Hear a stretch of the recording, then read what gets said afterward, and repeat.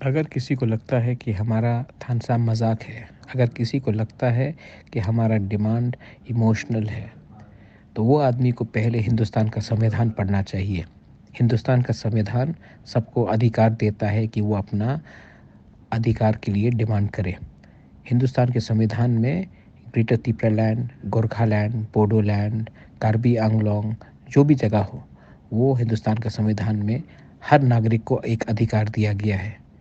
आप हिंदुस्तान का संविधान को बदल के लिख दीजिए कि तिपरासा डिमांड नहीं कर सकता है तो मैं मानूंगा, लेकिन जब तक लिखा है हमारा अधिकार है और हमारा राइट है, हम डिमांड करेंगे। और हमारा थानसा को जो मजाक उड़ाता है, एक दिन आप देख लीजिए। आज आप हमारे थानसा से डरते हैं क्योंकि आप जानते हैं जिस दिन हमारा थानसा हो जाएगा ना, आप 2 मिनट में त्रिपुरा में प्रॉब्लम में गिर जाएंगे।